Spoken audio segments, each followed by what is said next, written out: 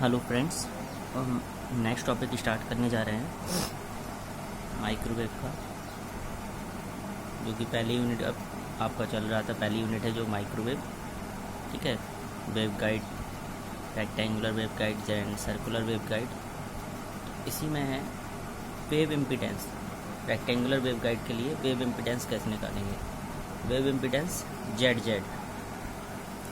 तो wave impedance Z Z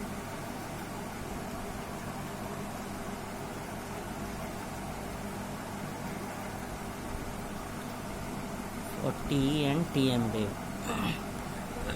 तो wave impedance को हम डिफाइन कर सकते हैं। It is defined as the ratio of strength of electric field in one transverse direction to the strength of the magnetic field along other transverse direction. तो wave impedance को हम कैसे define कर सकते हैं? ये रेशियो होता है। रेशियो जिसको हम यहाँ पे समझ सकते हैं कि रेशियो, जैसे मैंने आपको अभी डेफिनेशन बताया, रेशियो किसका होता है?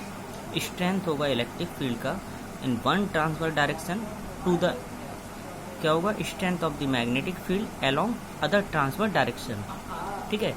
यदि एक है एक्स डायरेक्शन में तो दूसरा क्या होगा? वाई। इसका मतलब यही है कि it is defined as the ratio of strength of electric field in one transfer direction to the strength of the magnetic field along other transfer direction. इसका मतलब है कि यदि इलेक्ट्रिक फील्ड हम एक्स डायरेक्शन में ले रहे हैं तो मैग्नेटिक फील्ड क्या होगा? वाई डायरेक्शन में। तो इन दोनों का रेशियो होगा, वो क्या होगा?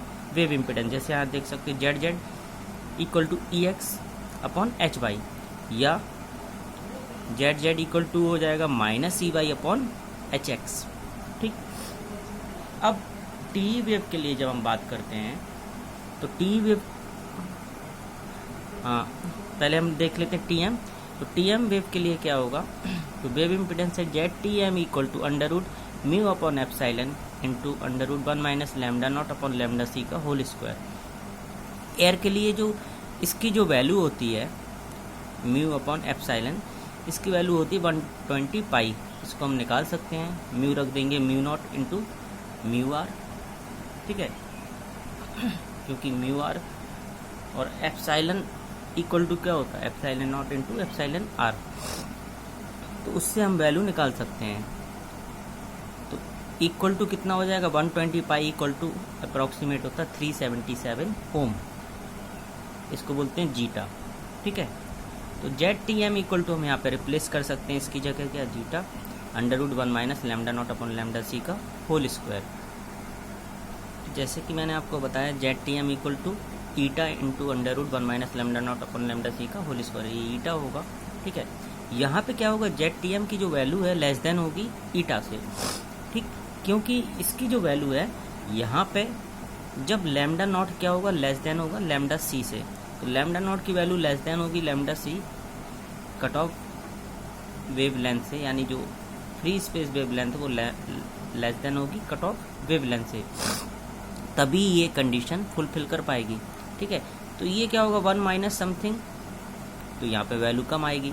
फ्रैक्शन में आएगी तो मल्टीप्लाई होगा, तो जेड टी एम की वैल्यू क्या हो जाएगी? कम हो जाएगी ईटा से, ठीक है। टी मोड के लिए क्या होगा? टी वेव के लिए Z T equal to eta upon under root 1 minus lambda not upon lambda C का होल स्क्वायर, जहाँ पे क्या होगा? जेड टी की वैल्यू ग्रेटर देन होगी ईटा से, जब लैम्डा नॉट लेस देन होगा लैम्डा सी से, ठीक है। आगे देखते हैं हम।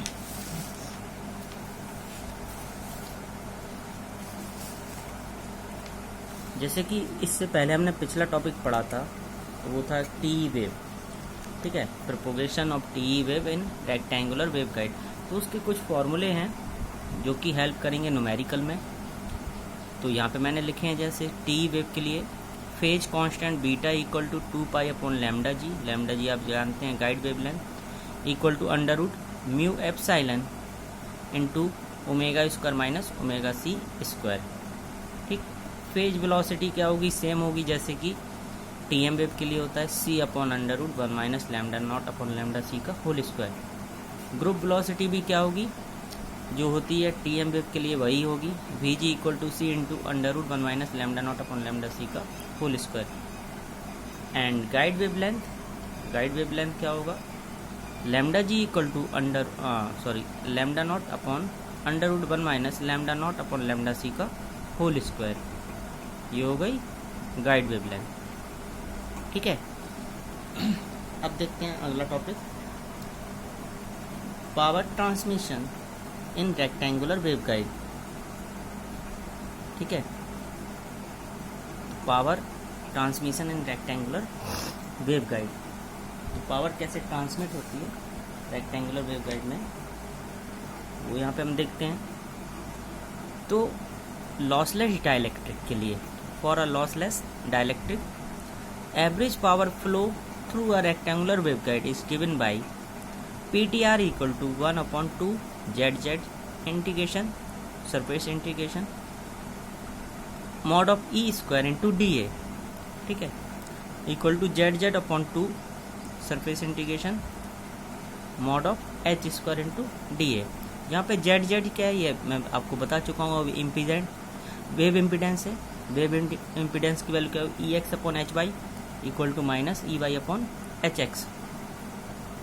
तो यहाँ पे हम ये भी बोल सकते हैं कि mod of E square equal to क्या होगा, मॉड ऑफ EX का square plus mod of EY का स्क्वायर, यानी जो इलेक्ट्रिक फील्ड होगी, इलेक्ट्रिक फील्ड इंटेंसिटी, वो क्या होगा, वो सम होगा किसके, यानी सम ऑफ जो इलेक्ट्रिक फील्ड टोटल होगी वो क्या होगी, एक्स डायरेक्शन में प्लस वाई डायरेक्शन में उसके स्क्वायर के।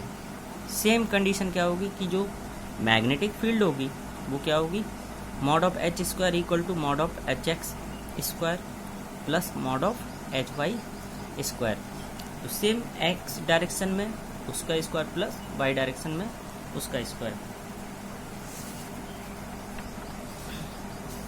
तो यहाँ पे हम देखते हैं कि TE के लिए पावर ट्रांसमिशन कितना होगा और TM के लिए पावर ट्रांसमिशन कितना होगा। ठीक है,